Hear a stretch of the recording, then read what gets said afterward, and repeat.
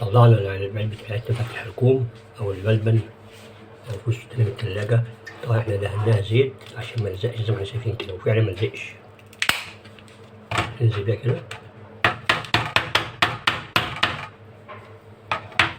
نبص عليها شوية كده الأول. لازق في القعر يمكن، الجناب هنا كويس.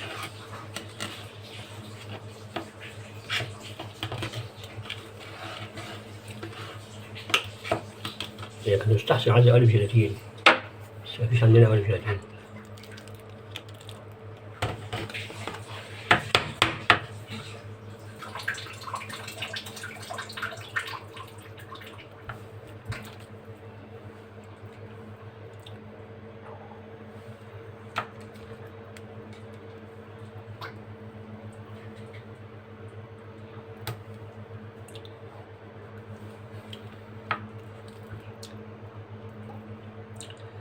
عايزة بقى النشا، تحط في النشا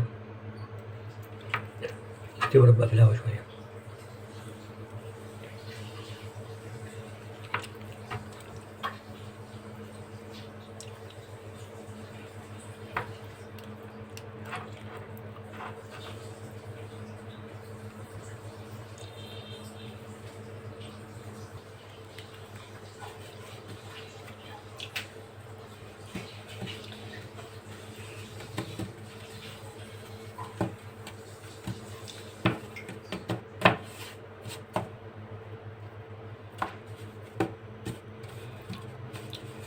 ملبن ايه فول السوداني جيلاتيني.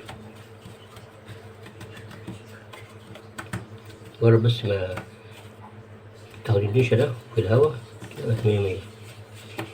ورجعت تمسكها عامل ازاي.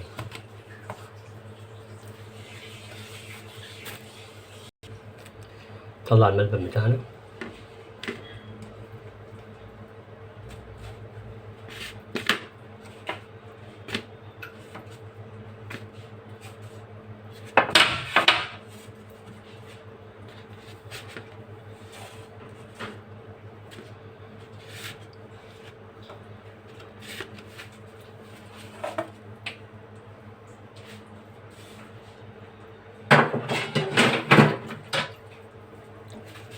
عاملين جرى الملبن. نضيف معلقة عسل جلوكوز أو عسل نحل أو عسل جلوكوز، ونقلب بقى. سيبها لغاية ما ايه تتقل وتأصفر كده زي اللو. نجيب معلقة جيلاتين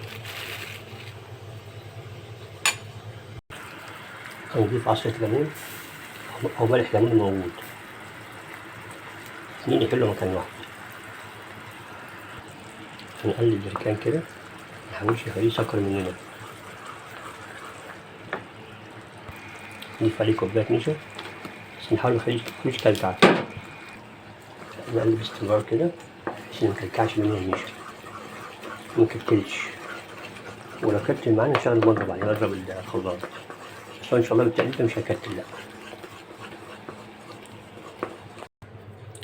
هنحط معلقة جيلاتين على نص كوباية مية سخنة طبعا. نقلب بقى.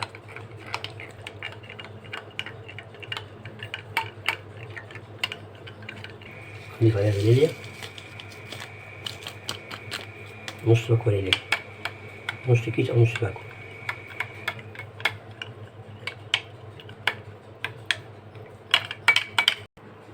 نضيف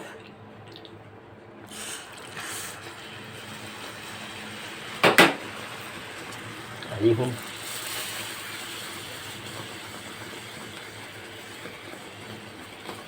نقلب بقى كده الجيلاتين، نقلب جامد كده عشان يكلكع مننا. نضيف عليهم المكون الأساسي اللي هو الفول السوداني، ده اللي يميز الايه الحلقوم بتاعنا أو الملبن الأحمر، الفول السوداني.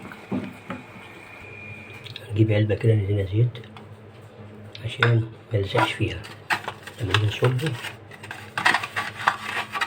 ميلزقش.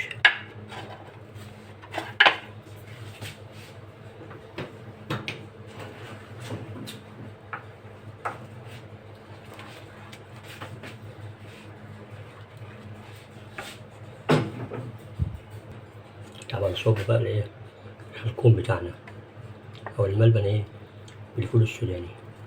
ناس بيسموها حلقوم، ناس بيسموه فول السوداني.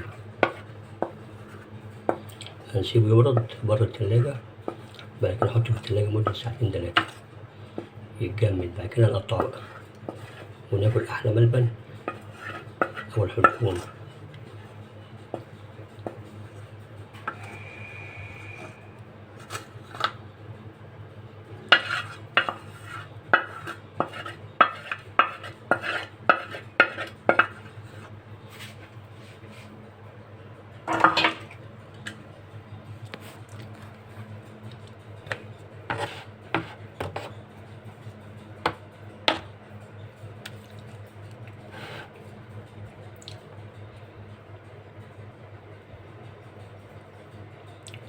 نوزع بس السوداني ده يتكتل في حتة واحدة خلاص كده. زي ما هنسيبه بره التلاجة يبرد كده مدة ايه ربع ساعة نص ساعة حسب ما يبرد، بعد كده هندخله التلاجة لمدة 3 ساعات يتجمد. برد خلاص هندخله التلاجة لمدة ساعتين يتجمد، وبعد كده نقطعه قدام حضراتكم ونرجع لكم تاني بعد ما نقطعه واحنا بنقطعه قدامكم.